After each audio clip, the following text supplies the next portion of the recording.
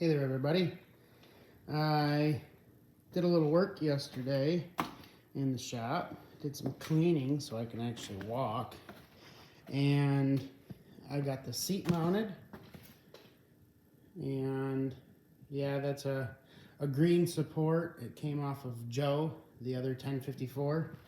And I'm going to just see how this works before I paint it or use it or whatever. I might end up sliding the seat mounts forward to the actual slots instead of the holes that somebody else put in. But I'll figure out the steering first if I use those handlebars.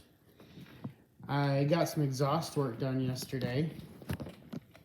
I did some pie cuts on the manifold there on the Y pipe and reversed that, and then I added that piece of pipe and then welded the end back on, and the springs used to be here and here because the pipe was laid down, but I cut those hangers off and remounted them, so now the pipe goes underneath the tractor, comes over to the floorboard. I drilled a couple holes and the springs are just holding it in place. That is one of the snubbers off of the stock exhaust system. And it used to, I think, push against this little V-groove right here against a spot on the sled.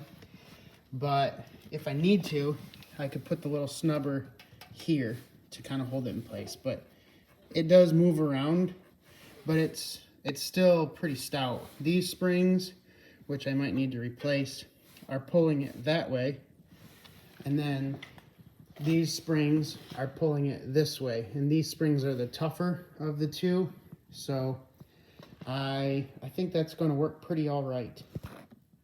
I might get a little bit out of order on my to-do list, but I believe that I'm going to need to do some wiring and find a kill switch with a tether, and mount the oil tank and get some fresh oil in there, and then do the breather box. The motor mounts, like I mentioned, just need to be drilled through so it's easier to mount the bolts. So for now, for mock-up, they're just fine the way they are, and I'll get to that before I get down to, here, so, or even here. So it's going to be a little bit out of order, but that's all right. If I haven't mentioned this seat in the video series, I know I have on Red Square and otherwise. This seat came from Bob Ellison. He lives on the other side of Michigan, on the eastern side, and the leather was donated to him, given to him by Richard, 953 nut. And so Bob made the seat and tried to give it back to him. And Richard said, I've got other projects or don't have a need for this seat. Find somebody else that could make use of it. So Bob reached out to me, and here it is. So this is the only red, white, and blue 953 or 1054 seat that was made that we're aware of. And the quality is just on point.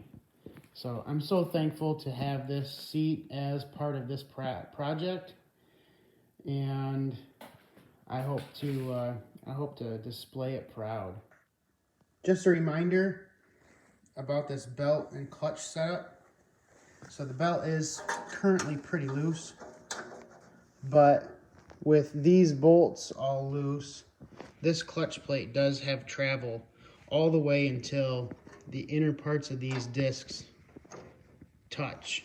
So my thoughts are there's enough travel in this clutch system to get that to close all the way. I don't know this or not.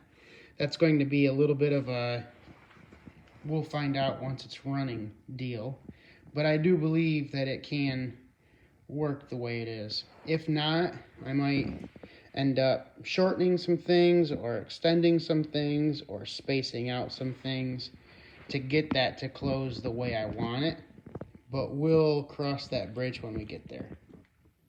So one of my next projects or points on this project to do is the airbox. This is the stock airbox out of the Polaris. And though it might stick out a little bit, I might end up using it or just trimming it down a little bit. But this is pretty much in line